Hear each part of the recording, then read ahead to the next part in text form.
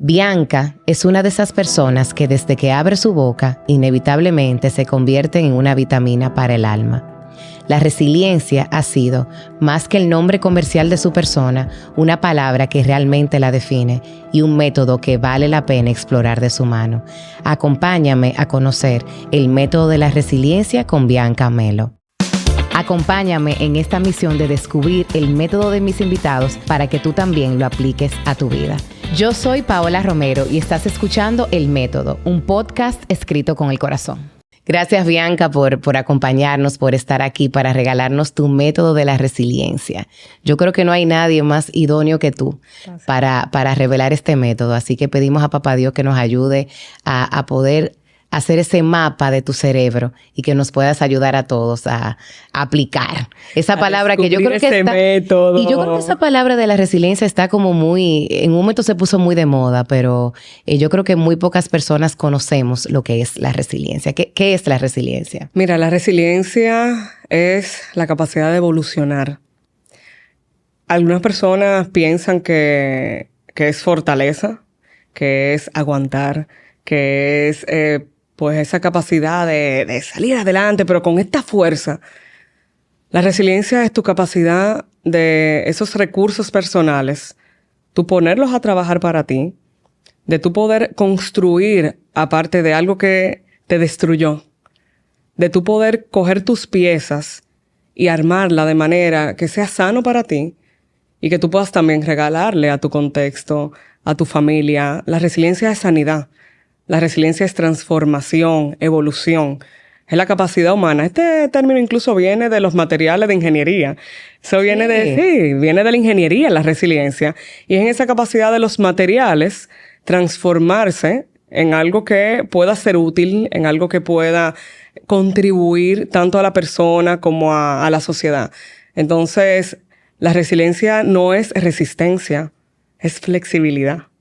Es la forma en la que yo puedo entregar y desde algo que tu historia, si nos vamos a la parte humana, tu historia tiene muchísimos elementos. Entonces la resiliencia es cómo tú construyes una historia en donde tú tengas la capacidad de desarrollar una vida plena, independientemente de los traumas, independientemente de esas situaciones contundentes que pudieron haberte llevado a una dirección de autodestrucción. Y mírate aquí, construyendo. Amén, amén. Tan bella. Bianca, tú sabes que algo que me llama la atención es que la palabra resiliencia es una palabra que tú misma has dicho que te define. ¿Cómo se ha visto la resiliencia en tu vida? Mira, yo diría que la resiliencia me encontró a mí. Esa palabra la escuché por primera vez cuando estudiaba medicina en mi clase de psicología. Y cuando la escuché, fue increíble porque fue, por fin se unieron los puntos de mi vida. Cuando yo hablo de mi historia y las situaciones que yo viví durante mi infancia y pienso en esta palabra, en la resiliencia, todo tiene sentido. Yo, por ejemplo, vengo de un hogar donde vivimos mucha violencia. Era un ambiente de mucha violencia física, emocional, psicológica. Y cuando eso ocurre, Paola, llega un punto donde tu cerebro, donde tu cuerpo se pone en un mecanismo de supervivencia. Porque imagínate, si en el contexto que debería representar seguridad para ti, es este contexto donde al mismo tiempo tú lo que encuentras es incertidumbre, entonces tu cerebro no tiene la capacidad de poder gestionar todo esto. Entonces, cuando vi la resiliencia, que siempre me incliné hacia servicios sociales, hacia entregar desde mi carencia, regalarme y entregarme a las personas. Yo siempre estuve siendo parte de la fraternidad, de misiones. Yo me iba a un campo y hacíamos un campamento de verano para niños de muy bajos recursos. Entonces, desde mi carencia, poder entregarme, ahí fue que encontré la abundancia. Entonces, por eso pienso que la resiliencia me encontró. La resiliencia me definió y desde ahí me embarqué, yo me cambié de carrera, comencé a estudiar psicología. Yo decía, yo quiero estar antes. ¿Y qué tú estudiabas antes de estudiar psicología? Yo estudiaba medicina. Yo duré 2 años estudiando medicina. Y lamentablemente cuando me fui a hospitales a trabajar. Tuve la oportunidad de tener acceso a servicios 24 horas. Llegaba a un hospital y trabajaba 24 horas. Y fueron tantos los casos de suicidios que yo decía, yo quiero estar antes. Yo quiero estar en la vida de esta persona antes. Y desde ahí me fui formando, trabajé muchísimos años con depresión, que es la enfermedad clave para que se presenten estos casos. Y dije, yo quiero estar antes. Yo quiero desarrollar un método que yo pueda aplicar a las personas y puedan desarrollar la resiliencia para tomarle amor a la vida, para que la gente no se rinda, para que la gente sane. Wow. Y tú sabes que el tema del suicidio es un tema que yo tengo muy cerca de mi corazón por las lamentables veces que lo he tenido que vivir dentro de mi familia. Y yo sé que ese tema también, particularmente para ti, es un tema especial. Totalmente.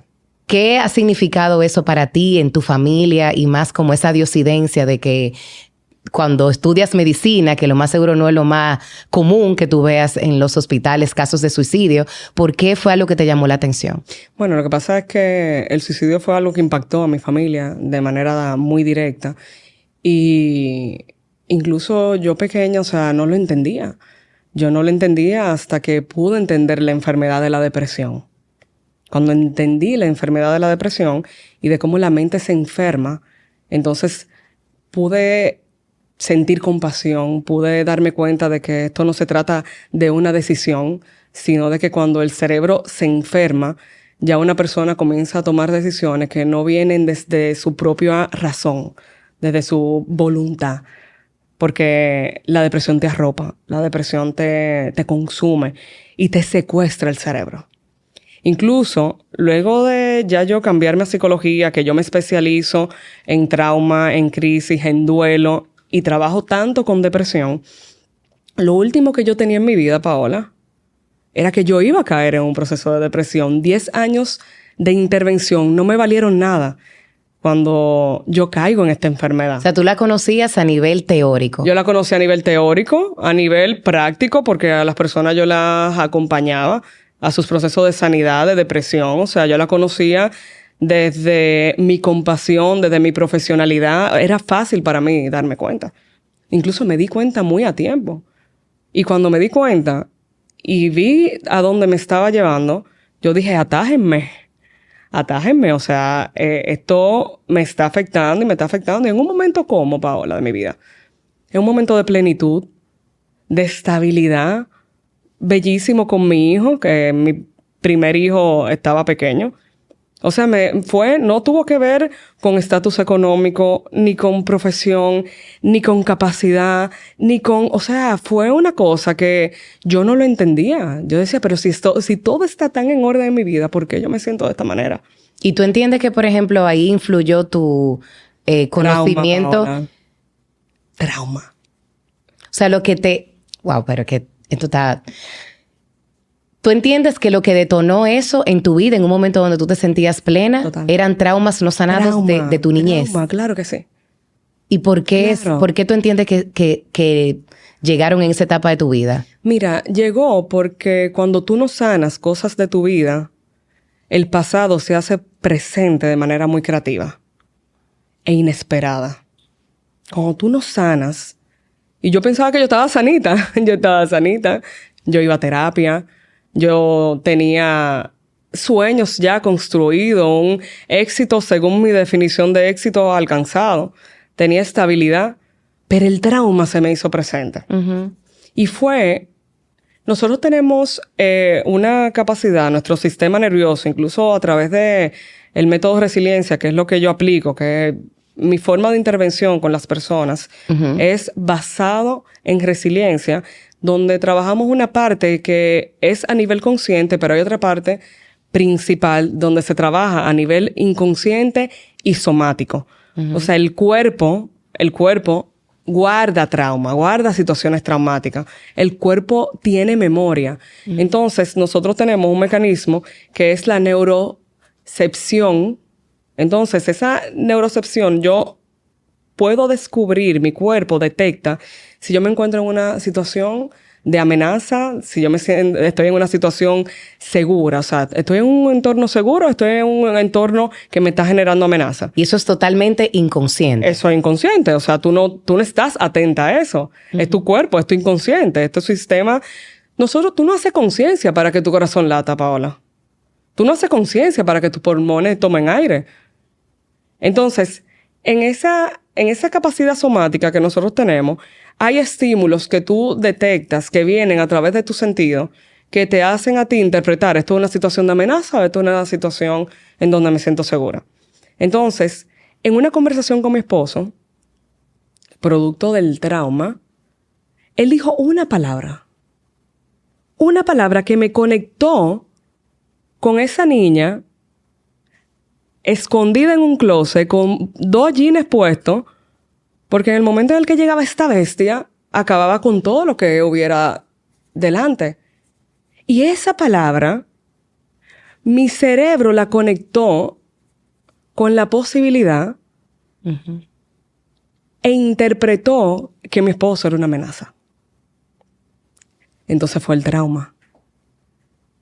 Luego de un proceso profundo, entonces cuando ya me veo en los ojos de mi esposo, me dice esta palabra, se hace la conexión interna de esta memoria traumática que tengo.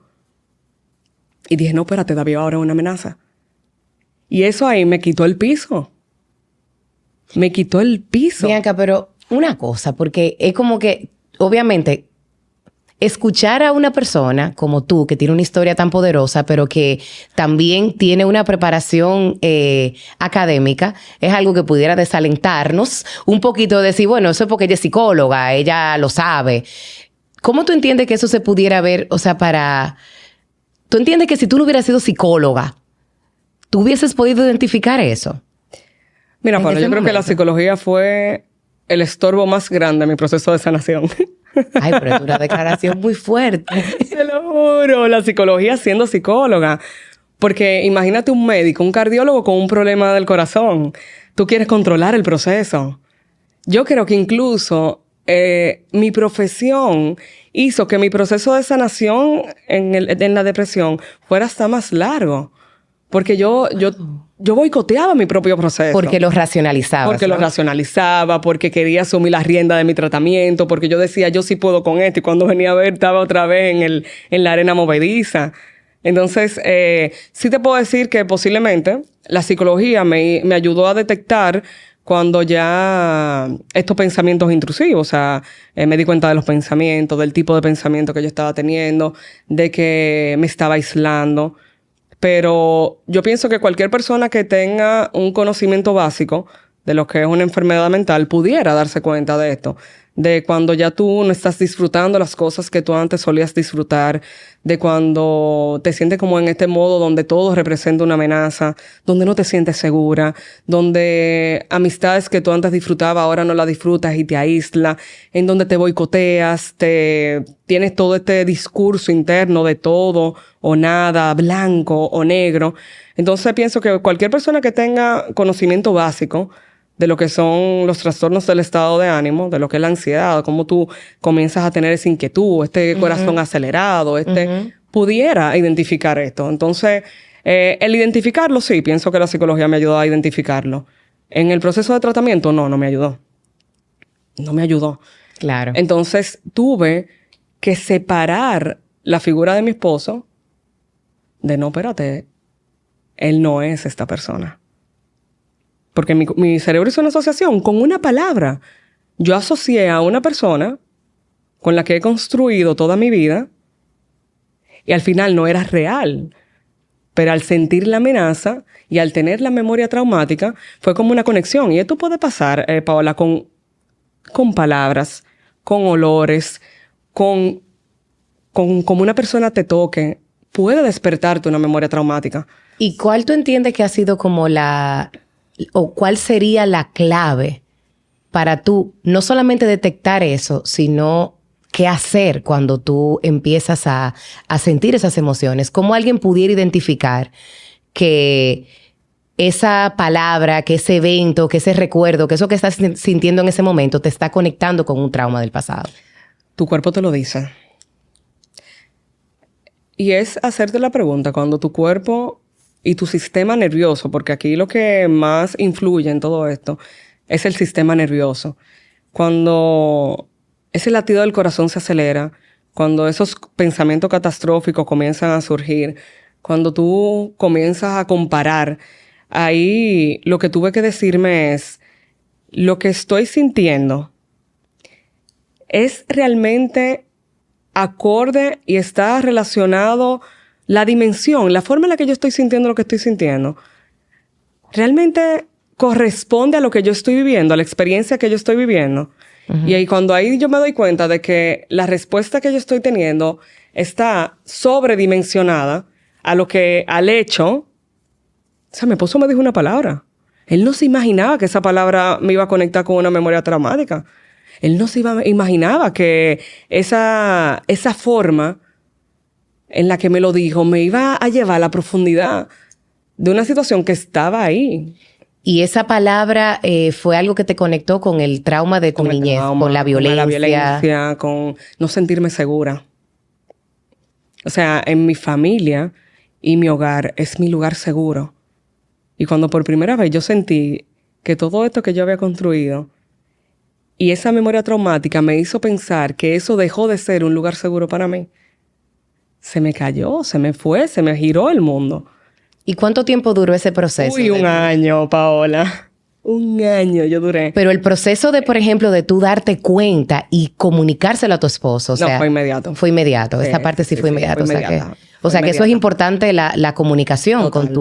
con tus seres queridos, con las personas que están alrededor tuyo. Total. Incluso algo que me hizo darme cuenta de que no era real esa asociación, que todo esto tenía que ver con la memoria traumática, fue que él estuvo dispuesto incluso a ir a terapia para acompañarme. O sea, él estuvo dispuesto a llevar un proceso terapéutico él. Y lo primero que le dijo mi terapeuta cuando él fue, mira, tú te casaste con una veterana de guerra.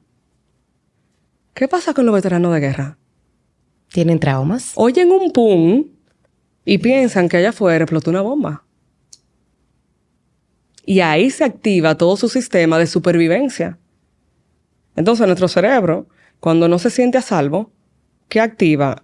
El ataque, huida o el quedarse paralizado. Entonces, ella le orientó de qué cosas, ni qué palabras, ni qué tonos, ni qué forma en mi casa no se podían utilizar. Y para él, desde ahí, proteger a su veteranita de guerra.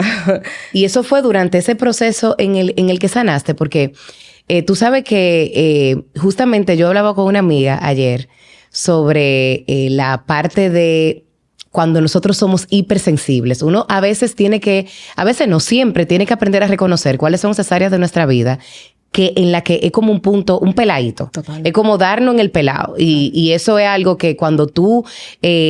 para tú mantener las relaciones que te rodean, ciertamente la persona que está contigo tiene que ser consciente de eso, pero tú también reconocer que tú tienes una sensibilidad. Claro. Porque, ¿cómo ustedes llegaron a ese balance de yo colaboro con tu proceso de sanidad, pero no se convirtió para ti una excusa de decir como, bueno, esto no se puede tocar aquí? Imposible. Mira, nosotros descubrimos que amar no simplemente es tú querer a una persona. No simplemente es tú sentir atracción física, intelectual, emocional. Y no se trata solamente de querer compartir la vida con esa persona. Amar es saber por dónde una persona quiebra. ¿Cuál es el botón que yo tengo que tocar para destruir una persona? Y jamás tocarlo. Eso es amor. Wow. Amar es no tocar el botón que pudiera destruir a esa persona. Eso es amor. Eso es amor. Tú coger ese botón y crear toda una defensa, crear todas unas barreras, unas murallas, en el que sea imposible yo tocar ese botón, porque yo sé que ese botón, si yo lo toco, yo te voy a destruir. Mira, Paola, las relaciones o elevan o destruyen. No hay un punto medio. O una relación te eleva o una relación te destruye. Y eso es lo que pasa en la vida de pareja. Y yo te voy a decir una cosa, mi esposo no es perfecto, yo mucho menos. Mucho menos. A mí me queda muchísima área de crecimiento. Nadie lo es. Entonces, en la resiliencia también es eso, es ese compromiso de yo seguir sanando. ¿Yo estoy completamente sana? No. En este punto de mi vida ya estoy estable. Yo tengo un sistema nervioso que yo tengo la capacidad de regular. Ya yo sé lo que yo tengo que hacer, cosas que me hacen bien, y sé lo que tengo que hacer para sentirme bien, y lo hago. Y me responsabilizo de eso. Pero a mí me falta muchísimo camino y me seguirá. Ahora lo que tengo es la responsabilidad de seguir haciéndolo, de seguir sanando. Entonces, en ese sentido, mira, yo tuve incluso recientemente un conflicto familiar en donde, como todo ser humano, o sea, hay personas que tal vez precisamente por historias traumáticas que tenemos en común, nos tocamos fibras. Y en las relaciones familiares se da mucho eso. Y esta persona, tratando de herirme, me dijo, porque si tú no tuvieras a David al lado, tú no tuvieras donde estás. Y tú sabes lo que yo le dije, Paola, tú tienes toda la razón. Y yo soy consciente de eso. Mi matrimonio, que yo pienso que es un pilar muy importante en mi misma capacidad de resiliencia, tiene una historia en donde David fue mi mejor amigo toda la vida y nos conocimos a los 3 años. Nosotros tenemos 31 años juntos. O sea, pudiéramos decir que él es la persona que más te conoce.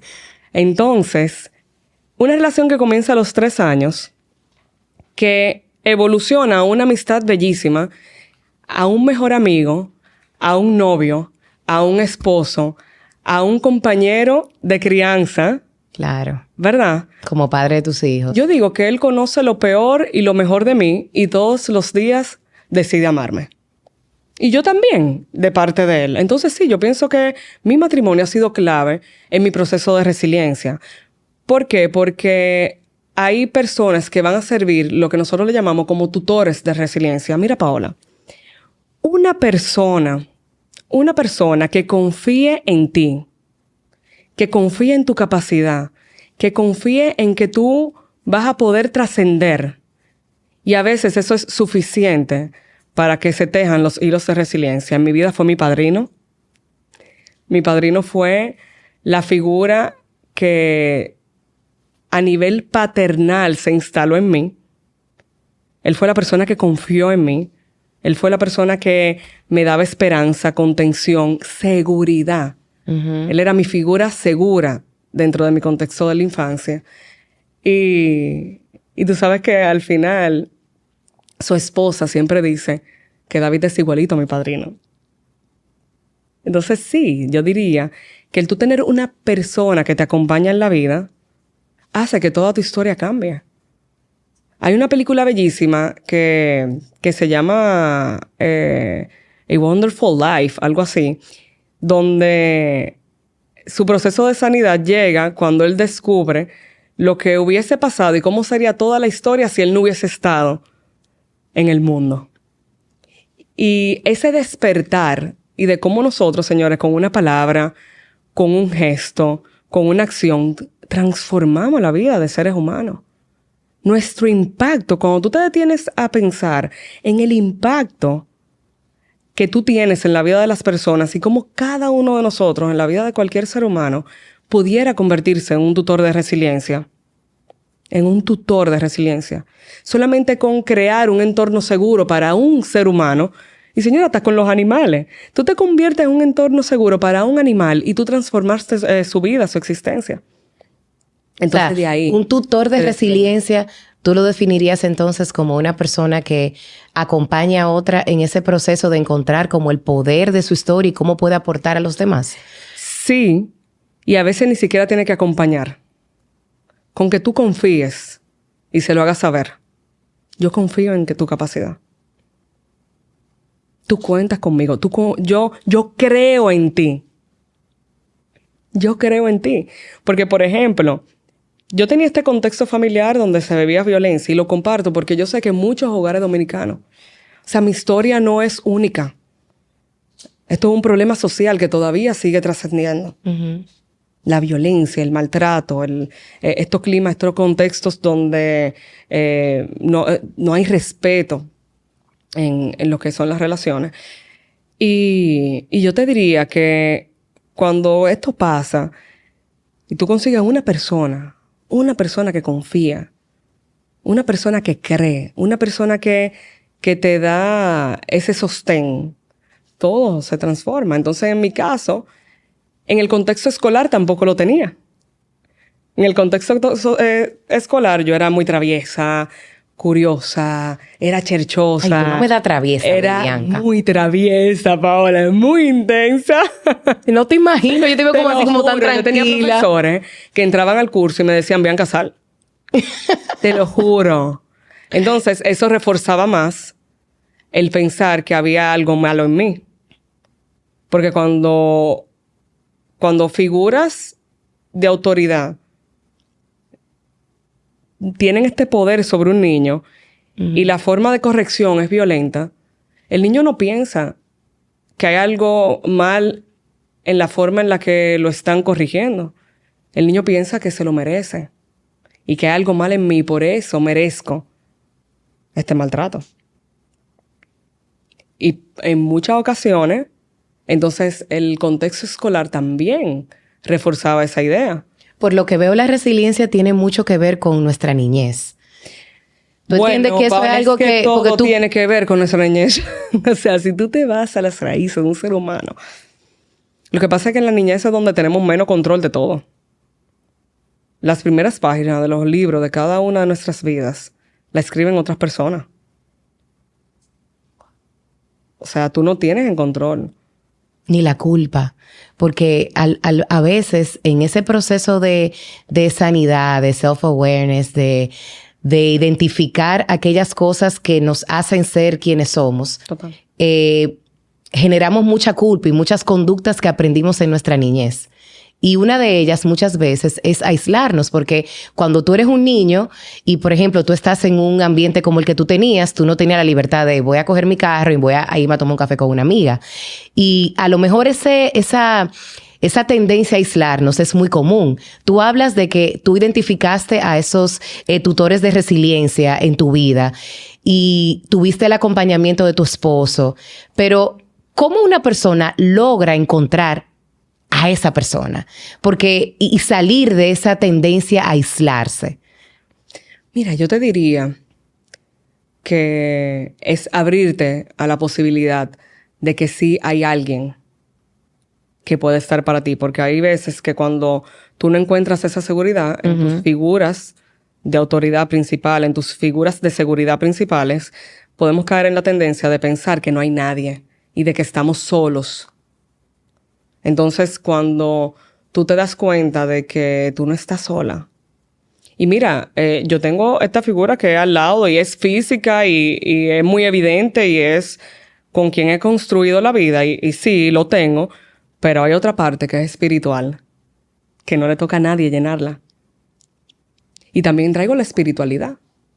La espiritualidad es clave en mi capacidad de autorregulación, en mi capacidad de sentirme amada, en la forma en la que Dios se ha manifestado grandemente en mi vida en todas mis áreas.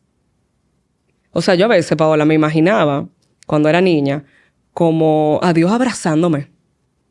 Qué bello. Y esta figura paternal que me abrazaba, que me sostenía. Entonces eso también es parte de la resiliencia. Es parte de la resiliencia. Hermoso.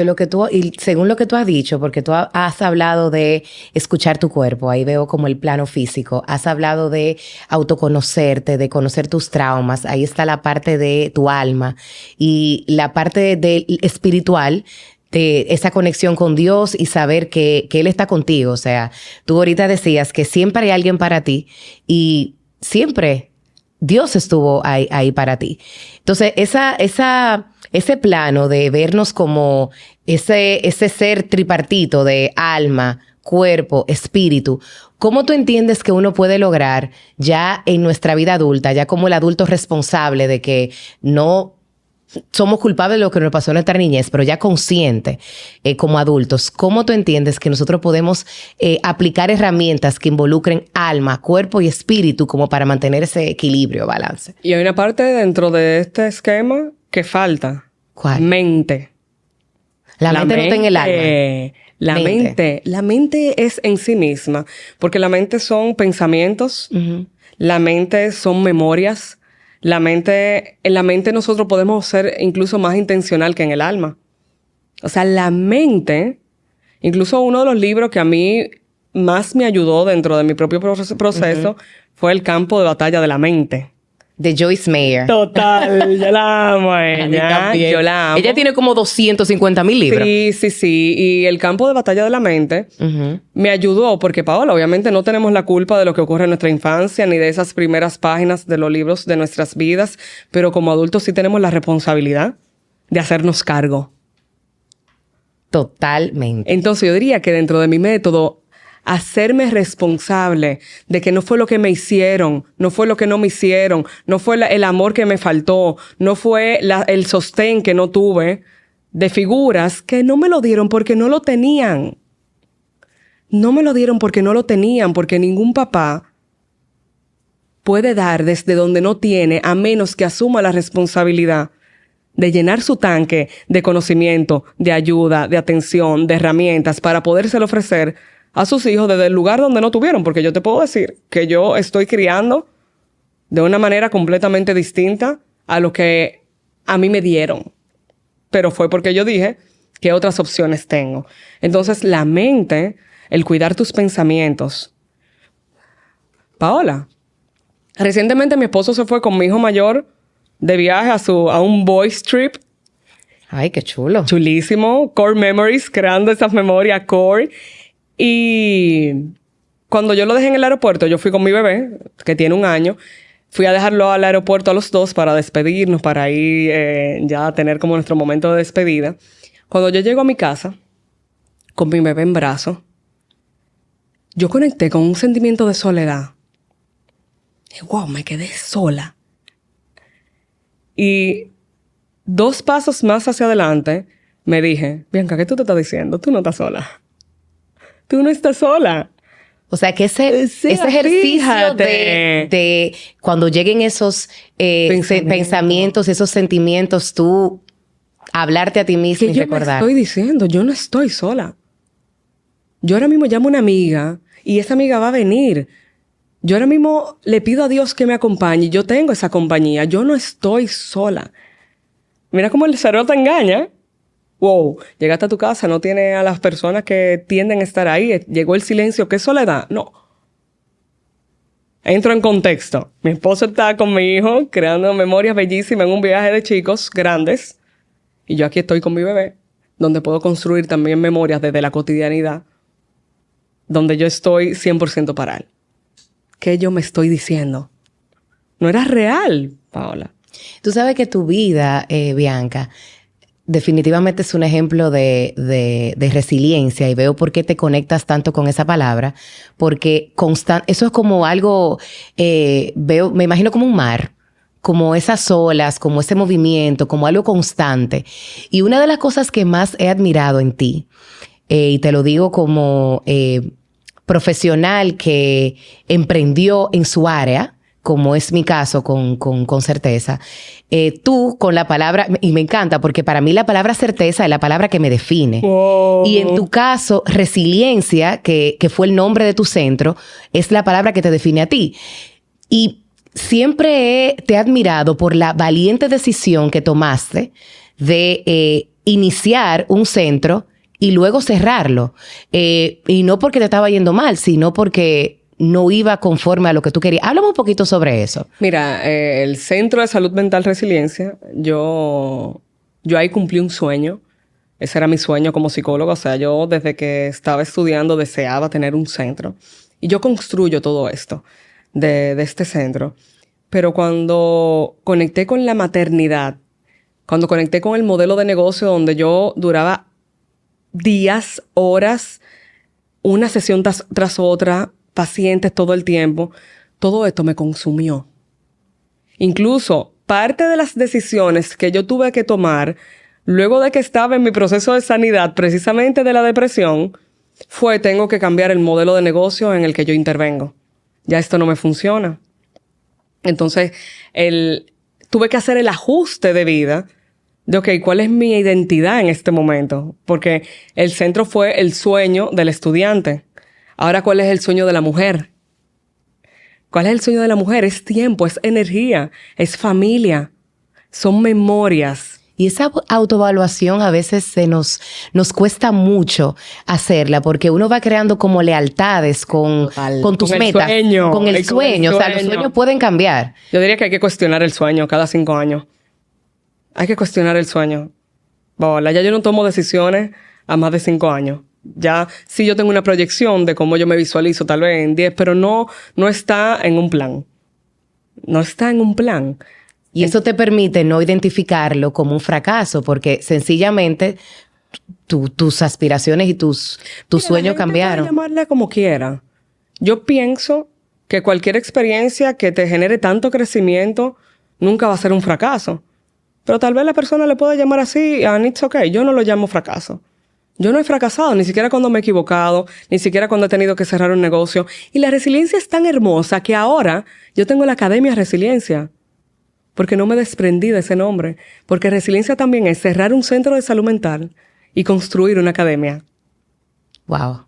Es evolucionar. Es evolucionar. Yo evolucioné a lo que me funciona a mí en este momento. Yo ahora, ¿cómo sirvo? Sirvo con personas donde tengo diferentes esquemas de acompañamiento que me funcionan en este momento de la vida en el que estoy. Acompaño a profesionales en este método que he creado de acompañamiento basado en resiliencia. Y eso es lo que me ha dado una vida plena, una vida feliz, una vida conectada. Algo que necesita todo ser humano para sentirse a salvo, primero es contexto. Yo necesito el contexto de lo que está pasando a mi alrededor. El contexto me hace que mi sistema nervioso se sienta a salvo. Conexión, Paola. Necesitamos conexión. Primero una conexión interna donde yo estoy conectada conmigo. Y luego una conexión con personas donde yo me siento parte. Los seres humanos necesitamos conexión para regularnos. Y por eso hablamos también de la corregulación. Yo con un abrazo puedo ayudarte a corregularte. Uh-huh. Yo con un mensaje puedo ayudarte a corregularte. Porque te hago saber que estoy aquí, que no estás sola. Los seres humanos necesitamos saber que no estamos solos. Necesitamos opciones. Cuando tú hablabas de la niñez, y porque yo me refiero tanto a la niñez, la autoestima se construye desde la infancia. Incluso por eso tengo un abordaje y comparto mucho con madres. Porque de la única forma en la que podemos estructurar autoestima sana sin tener luego que como adultos sanar nuestra infancia es desde esa capacidad que podemos tener para ayudar a nuestros niños a tener contexto, conexión y opciones. Una niña que vive en un entorno de violencia, en donde, hola, le tenemos mucho miedo a los ladrones. Hay personas, ¿cuánto invierte una persona en crear un sistema de seguridad en su casa? Sí. Aquí, la bestia tiene la llave. Entonces, ahí se pierde el contexto, porque ¿qué es lo que está pasando? A mí me tomó mucho tiempo darme cuenta de que eso no era lo normal. Mucho tiempo. Conexión. Saber que hay personas que están velando por mí. Saber que Dios vela por mí, que me sostiene. Opciones. ¿Qué opciones tengo en diferentes circunstancias? Que a través de la resiliencia también vemos qué opciones tenemos. Mira, Paola. ¿Cómo tú ves este vaso? ¿Cómo está? Casi por la mitad. Casi por la mitad. Si habláramos de medio lleno, medio vacío... ¿cómo medio lleno. Está medio lleno. Uh-huh. Tú estás eligiendo ver ese vaso medio lleno. Porque la realidad de este vaso es que ahora mismo, en este momento, él está medio lleno y está medio vacío. Entonces, frente a este todo, yo decido verlo medio lleno. Yo decido ver lo que sí hay. Ese vaso sí tiene agua. Aunque en otros espacios no tenga agua. Sí, esa es una realidad. Porque pensamos que la resiliencia es ver el vaso medio lleno. No, la resiliencia es saber que el vaso está medio lleno y está medio vacío y yo elijo verlo medio lleno. Esa es la resiliencia. O sea, estar consciente de nuestra carencia, de lo que falta. Wow. De lo que tengo y lo que tengo que trabajar. Y me encanta eso que dices, porque esa frase de ver el vaso medio lleno, que eso es algo que tenemos de muchísimo la tiempo. Y a veces ese positivismo se torna tóxico porque no somos conscientes de que hay una parte que tenemos que seguir trabajando, que tenemos que seguir llenando. Y nos quedamos enfocados solamente en lo que tenemos. Y ahí conecto con la pregunta y que te hacía ese comentario fuera del aire, de que muchas veces la gente malinterpreta la resignación y la aceptación con la resiliencia. Y yo siempre he dicho que en los duelos, la etapa, por lo menos en los duelos que me ha tocado vivir, que han sido muchos en mi vida, no solamente de pérdidas, sino de pérdidas de personas que amo, sino también de sueños, de cosas que estaban muy cerca de mi corazón. Yo siempre pensé que la aceptación era la etapa más difícil. Pero conversando contigo me doy cuenta que aceptar no me hace ser resiliente. No, te hace reconocerte. Aceptar es reconocer. Reconozco la situación, la acepto, la entiendo parte de mí. La resiliencia es que la resiliencia está luego de la aceptación. Mire, yo lo había dejado, mi proceso llegaba hasta la aceptación. Lo acepté ya. No. Ahora, ¿qué hago con esto? ¿Cómo esto funciona en mi vida? ¿Qué aprendizajes tengo? ¿Qué puedo recoger de aquí? Ahí es que está el poder de tu historia. Y sobre todo, Paola, en el perdón. Perdonar es parte de la resiliencia. Y cuando perdono, no me estoy refiriendo a sostener una relación y seguir sosteniendo un vínculo y un lazo con eso que te hace daño. Perdonar trasciende más allá de eso. Perdonar es como esto ya yo le quito el poder a esta realidad de mi vida de condicionar mi presente y mi futuro. Porque fue con lo que inicié. A mí el pasado me quiso penetrar de una forma que si yo lo hubiese permitido hubiese destruido mi matrimonio. Porque el pasado se hizo presente. Entonces, perdonar, incluso tuve que perdonar hasta la figura de mi esposo en donde no es perfecto. En donde tiene sus tropiezos. Así mismo como él me perdona cuando yo tengo mis tropiezos. Y cuando le pido perdón, señores, a mí se me va muchísimo la guagua. En muchísimas ocasiones se me va. Imagínate, una mujer como tú, tan madura y profesional de la salud mental. Se me va. David, perdón. Lorenzo, mi hijo, perdóname. Yo no tenía que haberte dicho eso. Entonces, el perdonarme, el perdonar, entender todo ser humano como un ente que tiene sus duelos, tiene sus sufrimientos, tiene sus traumas, tiene sus detonantes, tiene sus dolores, sus sensaciones de abandono, sus sensaciones de rechazo. Entonces, en ese reconocerme, en ese perdonar a personas que nunca me pidieron perdón, que nunca asumieron una responsabilidad de sus acciones, y de incluso poder compartir con estas personas en contexto donde ya yo calculo el tiempo, calculo la circunstancia en la que me expongo y sé también cuándo retirarme. Eso es poner límites. Sí. Y sé también cuándo quitar mi presencia y cuándo se me está... O sea, todo esto me hace consciente y desde ahí construyo una nueva autoestima y desde ahí construyo una nueva identidad. Señor, no podemos quedarnos anclados a nuestra identidad, sobre todo esa identidad de trauma. Yo me anclo a una identidad de resiliencia.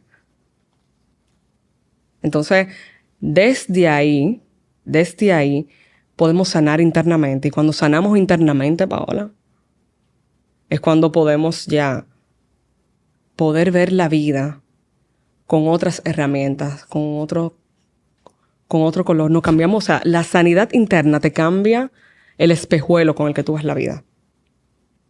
Y eso es la resiliencia. ¿Y qué tú entiendes que es clave para una persona que quiera desarrollar la resiliencia en su vida? Si tú pudieras resumir todo lo que hemos hablado y darnos un punto de partida, ¿cuál tú crees que sería ese punto de partida? Mirarte a los ojos es el punto de partida. Mirarte. Aceptar tus heridas. Aceptar tu sombra. Y decidir conscientemente trabajar lo que tienes que trabajar para romper cadenas, para liberarte de lealtades, incluso familiares, para desarrollar una identidad basada en resiliencia. Y desde ahí es donde tú agarras la pluma y tú comienzas a escribir tu historia. Porque por mucho tiempo nuestra historia estuvo escrita por la mano de otras personas. Y ya llega un momento cuando tú te miras al espejo y tú te reconoces, donde ya ahí tú tomas la pluma y tú comienzas a escribir tu historia. Y a partir de ahí es donde podemos comenzar a escribir una historia, a desarrollar una identidad y desarrollar la resiliencia. Qué hermoso, Bianca. Tú sabes que yo amo conversar contigo. Tú eres uno de esos regalos que Dios ha puesto en mi vida y definitivamente que este método yo sé que va a ayudar a muchísimas personas. Esta pregunta con la que siempre cerramos es que ¿cómo te gustaría ser recordada? ¡Wow! ¡Wow! ¡Qué pregunta más bella! ¿Cómo me gustaría ser recordada? Yo quisiera que las personas que pasen por mi vida encuentren en la interacción conmigo amor. Amor. Y eso reflejas, Bianca. Eso reflejas. Yo quiero ser una fuente de amor, una fuente de confianza. Una persona que tiene la capacidad de tocar el alma con compasión. Porque sé lo que es estar en el suelo. Y sé también lo que es levantarse de ahí.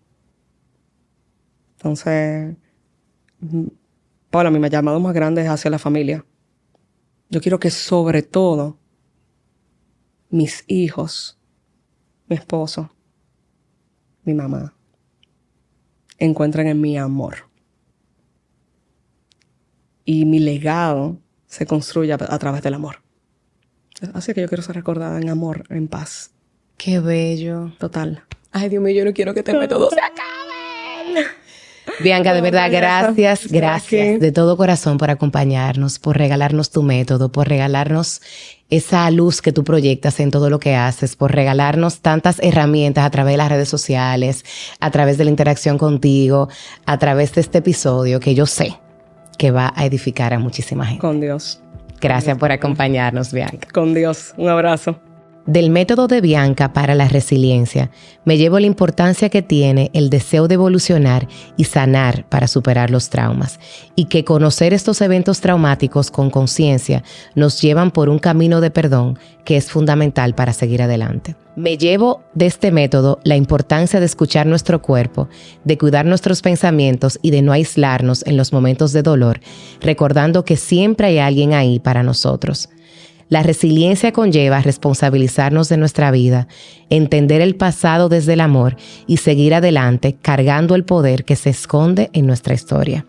De esta conversación con Bianca me llevo esta frase: amar es conocer el botón que puede destruir a una persona y no tocarlo.